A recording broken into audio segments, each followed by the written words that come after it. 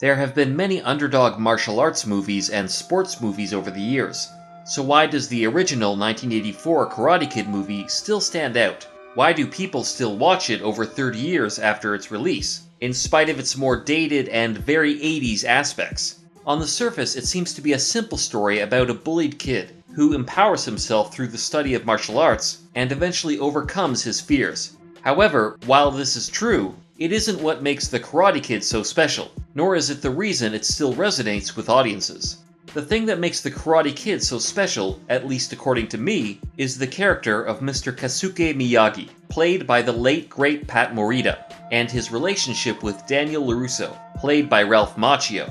Daniel represents all of us during our troublesome journey from childhood into adulthood, and Miyagi is exactly what we all want at that age, a mentor and a guide. Someone who draws from ancient, tried and true wisdom in order to illuminate the rightful path we must follow, and provide us with the courage and confidence we need to journey down that path.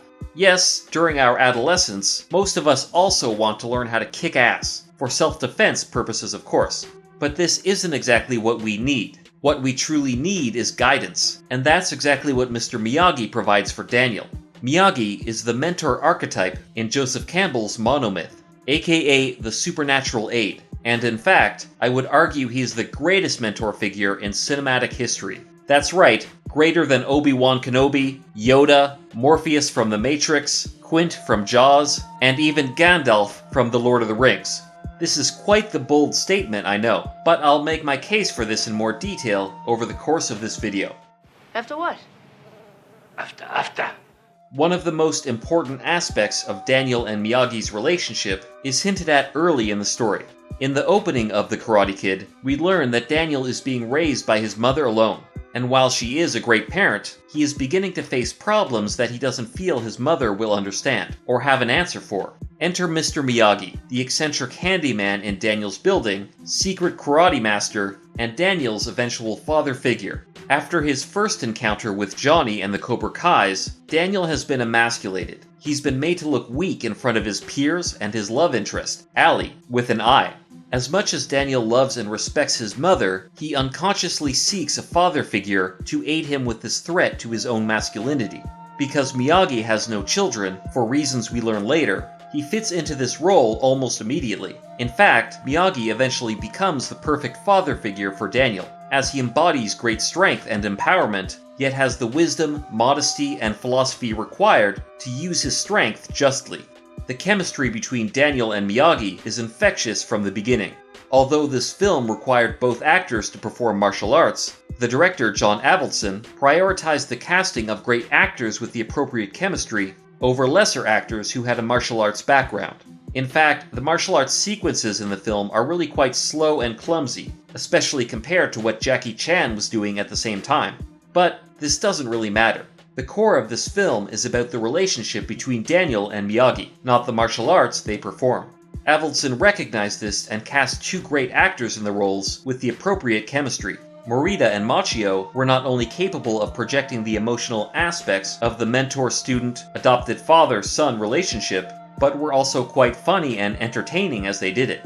The stand-up comedian Pat Morita was able to characterize the strength and wisdom required for the role, but also interject some very funny moments at appropriate times. And likewise, Ralph Macchio was able to play off these irreverent moments, as well as the heavier, more serious ones. You always behind me! While the physical martial arts performances in this film were de-emphasized to some extent, the philosophy behind those martial arts plays a much larger and more crucial role in this story. One could make the argument that martial arts, or karate, are simply a vehicle for this story to progress through, and could easily be replaced by another art or activity. For example, the baseball kid, the ballet kid, the competitive eating competition kid, etc. But in fact, the martial arts were a uniquely versatile tool for this story, as they contain a strong philosophical base from which the story can draw some of its ethics and morals. The specific martial arts philosophy in The Karate Kid comes from traditional Okinawan karate, which emphasizes, like many other martial arts, that the development of physical strength requires an equal development of mental strength and an understanding of honor and justice. Miyagi's karate and the philosophy behind it is contrasted by Sensei John Kreese and his Cobra Kai dojo, which appropriates the strength and defensive capabilities of karate, but completely ignores and in fact spins the philosophy behind it in the opposite direction. Karate for defense only. That's not what these guys are taught. This battle of the true and just karate philosophy versus the corruption of that philosophy is also at the core of this story, and would be difficult to accomplish with an art that doesn't have the strong philosophical base that karate does.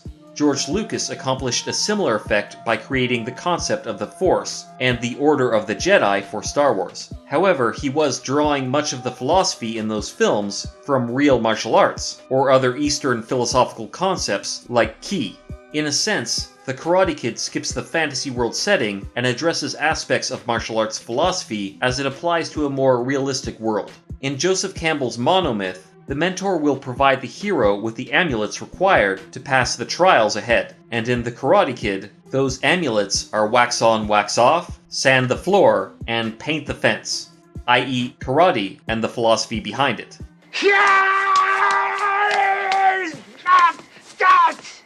There have been some accusations over the years that Miyagi plays into a few old Asian stereotypes that have been perpetuated by Hollywood.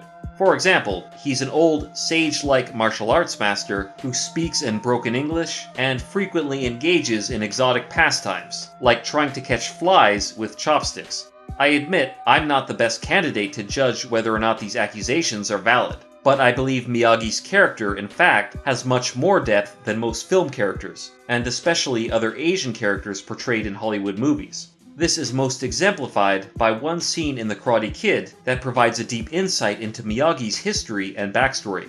The scene in question begins when Daniel returns to Miyagi's house and finds him drunkenly celebrating the anniversary of his marriage to his long-dead wife. While Morita plays up Miyagi's drunken stupor for laughs at first, the tone quickly changes when we begin to learn details regarding Miyagi's past. These details flew completely over my head when I watched this scene as a child, as I'm sure they did for most people who are unfamiliar with the historical references the scene alludes to. I didn't learn about the history the scene makes reference to until much later, but in case you're still in the dark about it, I'll break it down. Through Miyagi's comments and some artifacts left around his house, Daniel learns that Miyagi was once married and expecting a son. However, as a Japanese American and California resident during World War II, he and his family were transferred to the Manzanar Relocation Center, which is one of 10 internment camps used to detain Americans of Japanese heritage during the war, purely because of their ethnicity and regardless of their nationality. In spite of this horrible insult to Japanese Americans, Miyagi, like many young men from these camps, volunteered to serve his country when given the opportunity, and joined the 442nd Infantry Regiment, a unit of almost exclusively Japanese American soldiers, and one of the most decorated American regiments of World War II.